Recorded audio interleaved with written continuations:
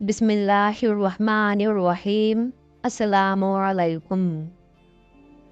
मक्का मुकर्रमा के इर्द गिर्द कई छोटे छोटे कबाइल आबाद थे।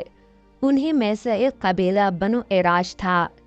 एक शख्स जो कि बनु इराश कबीले से ताल्लुक़ रखता था, उसके पास कोई मुस्तकिल रोज़गार ना था और ना ही वो आला दर्जे का कोई ताजिर था।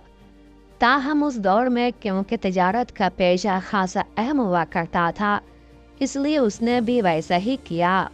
वो अपने पास मौजूद रकम के मुताबिक अपने कबीले से मवेशी खरीदता और मक्का चूँकि बड़े बड़े सरदार वहाँ मौजूद थे तो उन्हें लाकर बेच दिया करता था। ये काम उसका मामूल बन चुका था। वो अक्सर जानवर मक्का के बाजार में लाकर बेचता। किसी बदबख्त ने उसे ये भी कह रखा था कि नऊज़ुबिल्लाह, यहाँ पर एक जादूगर है, बस तुम उसके बहकावों से बचकर रहना। उसने नबूवत का दावा किया है। अब उस ताजिर के लिए ये जगह नई थी, इसलिए उसने उस बताने वाले शख्स का यकीन कर लिया और मज़ीद कोई सवाल न किया। एक दिन वो ताजिर अपने साथ 2 बेहतरीन ऊँट फरोख्त के लिए लाया, लेकिन उसकी बदकिस्मती कि उस दिन उससे वो ऊँट अबू जहल ने खरीद लिया और जब कीमत अदा करने की बारी आई तो कहने लगा कि कल मेरे घर आकर पैसे वसूल कर लेना। ताजिर ने कहा, मैं आपका घर कहाँ तलाश करूँगा। अबू जहल ने उसे अपने घर का रास्ता समझा दिया। खैर वो बेचारा मरता क्या न करता। अबू जहल की जालिमाना सरदारी का कुछ इल्म तो था ही, इसलिए उसने ज़्यादा जोर नहीं दिया और अगले रोज़ कीमत लेने पर राज़ी हो गया। मक्का में उस ताजिर का कोई ना था, न कोई घर न ठिकाना। रात उसने गलियों में गुजार दी। अगली सुबह वो अबू जहल के घर पहुंचा। दरवाजे पर दस्तक दी। अबू जहल बाहर आया। उसे देखकर उस शख्स ने अपनी कीमत का तकाजा किया तो अबू जहल कहने लगा, अभी मेरे पास पैसे नहीं हैं, तुम कल आ जाना। वो ताजिर बहुत मायूस होकर आ गया। अगले रोज़ भी ऐसा ही हुआ। खैर 3 दिनों तक अबू जहल के दरवाजे पर जाता रहा, लेकिन अबू जहल ने उसकी कीमत अदा नहीं की। इसी तरह 3 दिन गुजर गए।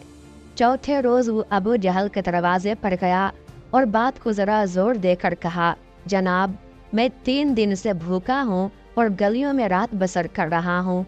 मैं यहाँ पर बेगाना हूँ। मेरा यहाँ अपना कोई नहीं है। मेरे पास वापसी का ज़रिया भी नहीं है। मेहरबानी फरमाइए और मेरे जानवरों की कीमत दे दें। अबू जहल जो था ही बेईमान, दिल की बात जुबान पर ले आया। कहने लगा, चल दफ़ा हो जा यहाँ से, मैं तुम्हें तुम्हारे पैसे नहीं दूंगा, जिससे मिले ले लेना। वो ताजिर तो जैसे हवास बाख्ता हो गया।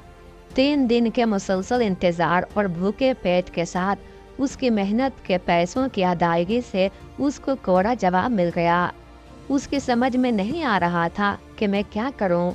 आसपास के लोगों से पूछने लगा, कोई मुझे बता दो कि मक्का के सरदार कहाँ मिलेंगे, ताकि मैं उनसे शिकायत करूं, शायद वो मेरी मदद करें।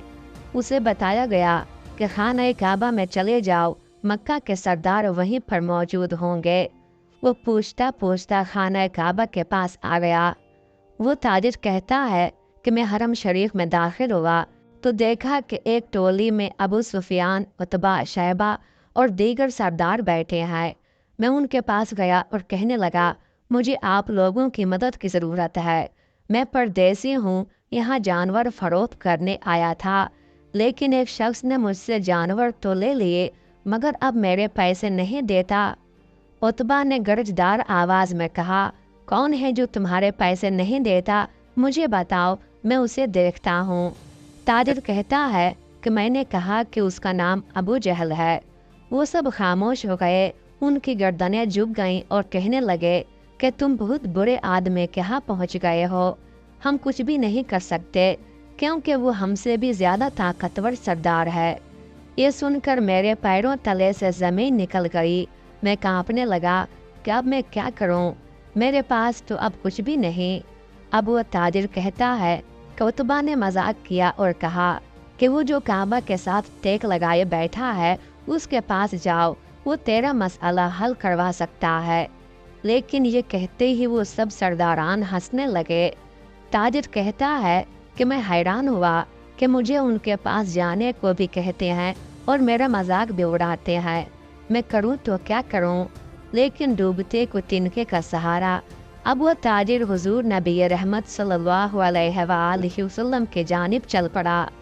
وہ آپ صلی اللہ علیہ وآلہ وسلم کو نہیں پہچانتا تھا، لہٰذا اس نے آپ صلی اللہ علیہ وآلہ وسلم کو وظائف پڑھتے دیکھا تو ایک طرف بیٹھ گیا، یہ سوچ کر کہ جب آپ فارغ ہوں گے تو وہ عرض کرے گا۔ مگر سبحان اللہ، شان مصطفیٰ صلی اللہ علیہ وآلہ وسلم کہ جیسے ہی وہ آدمی پیچھے آ کر بیٹھا، آپ صلی اللہ علیہ وآلہ وسلم نے اپنا رخ اس کی طرف پلٹ لیا اور صرف 2 باتیں کہیں۔ فرمایا، پردیسی لگتے ہو اور پریشان معلوم ہوتے ہو۔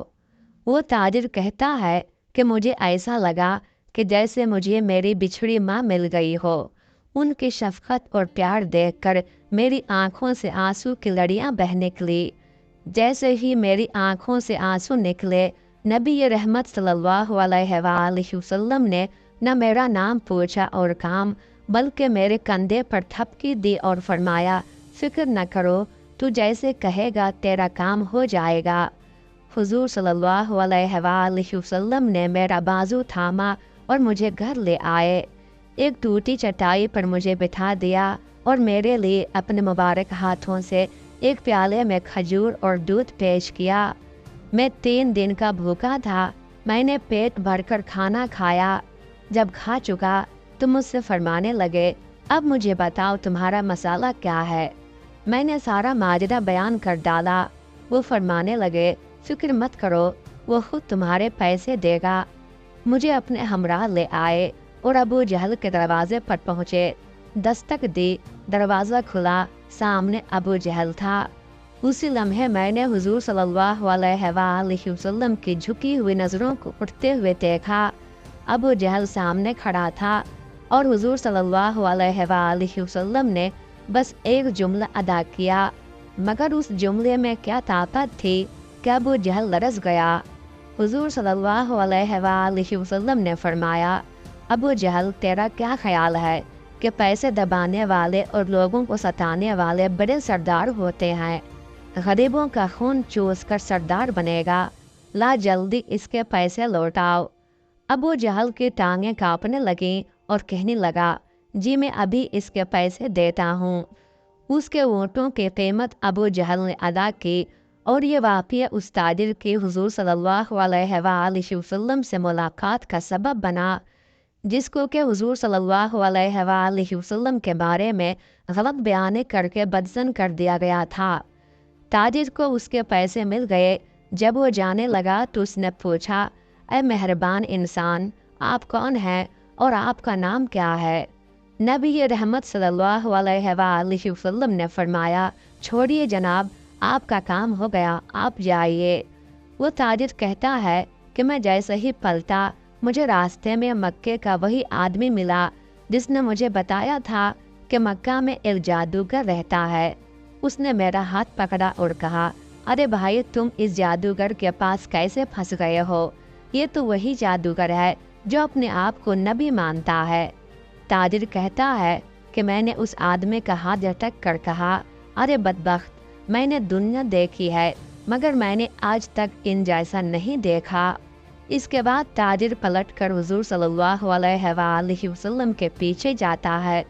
آپ صلی اللہ علیہ وآلہ وسلم کے پاؤں سے لپٹ جاتا ہے اور کہتا ہے، میں اقرار کرتا ہوں کہ آپ اللہ کے سچے رسول اور نبی ہیں، مجھے بھی اپنے دین میں شامل کر لیجئے۔